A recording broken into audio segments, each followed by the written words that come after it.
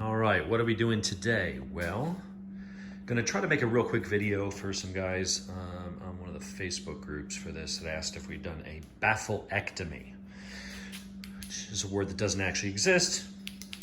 It's just a way to describe removing the baffle.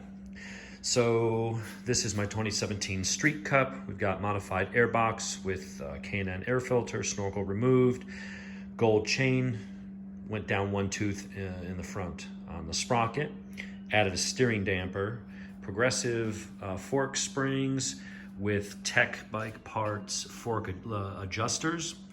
That lets us put in the right amount of preload so that we can balance the front suspension better with the Fox Performance shocks on the back. Also put in, I think, 25 weight oil to add more damping up front. So it's actually dialed in pretty well. Then we also put in the cam. We've got the X pipe under there to remove the catalytic converter. We then had to do a full tune on it.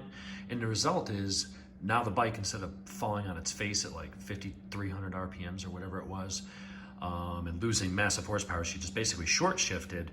Now it actually will pull right to 7,200 and slam right into the rev limiter. And at 7,000 RPMs, we picked up 19.5 horsepower, which on a bike like this is a lot. It's still not, street triple RSs, but for this kind of bike, it's actually pretty damn good. And with the lower gearing, the extra revs, we've got a lot more speed out of this thing. It's a pretty massive improvement. And then with better tires and stuff, this actually holds its own up in the mountains. The other mod I did the other day was added spacers there. So I actually raised up the better part of an inch because I put in an extra washer yesterday. So I was able to take the stock Clubman bars, which look the part for this bike, but they sit quite a bit higher now while still keeping your weight over the front end and handling and well and all that. So that's what's all been done on this bike. But the question came up, whoop, almost lost my balance there, is, a baffleectomy. So this is the stock muffler. And so this was very restrictive and also, really cut down on the sound. So what I did was, you see the rivets here? I drilled those, there we go, like that, now you can see them. I drilled the rivets out. So just drill them out. I think the steel rivets were originally there, so you need a good sharp drill bit. Drill those out, make sure you have a rivet gun with aluminum rivets to put it back together. And then what I did was took these mufflers off. There's a nut behind there you take off, and then there's a clamp right there, and those pop off.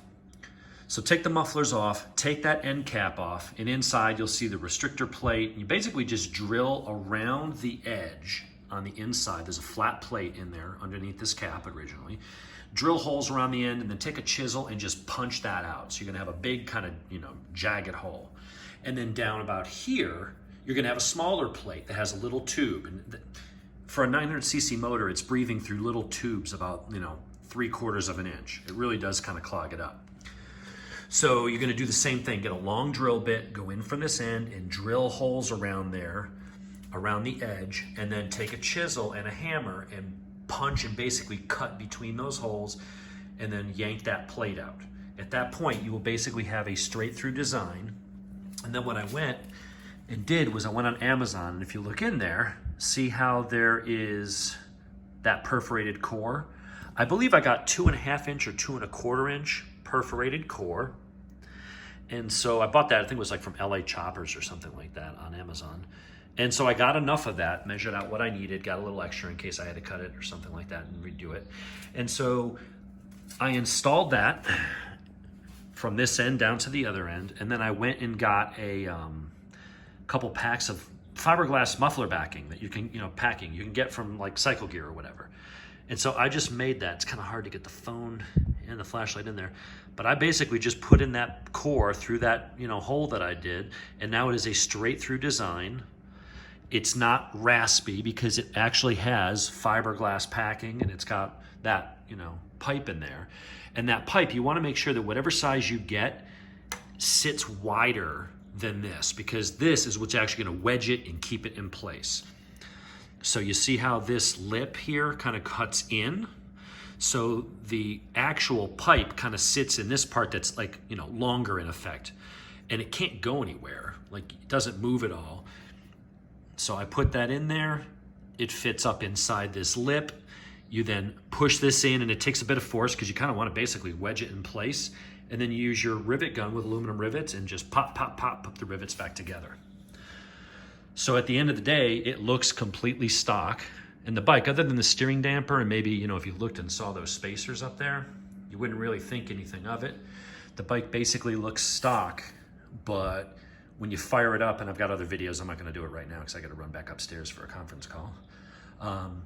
But you can really hear that the difference. It sounds like the Vance & Hines, because essentially that's what a Vance & Hines is. It's gonna be a straight through design with a straight through baffle with perforated core wrapped in fiberglass or steel wool. That's all we're doing here. So for the price of steel wool, or I think I used fiberglass, and that stuff, I mean, I might have like, I don't know, $80 with shipping, you know, for all this stuff to do that. So that's how you can do a bafflectomy and basically make a nice, cool sounding baffle.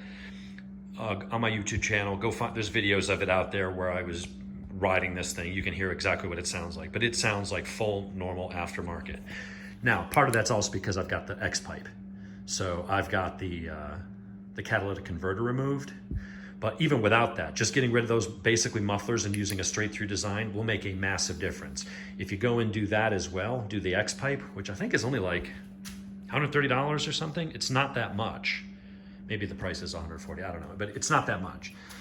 If you do that, I mean, at that point, you basically got a full exhaust because you got completely unrestricted, no cat. You've also then got completely unrestricted open baffles with a crossover pipe. It will sound badass. And you might spend $225 between the X-pipe and that. So that's a good way to do it. And it looks stock. You know, to someone looking at it, go, oh, it looks like a stock bike, but it sounds really good. So anyway, hope this helps.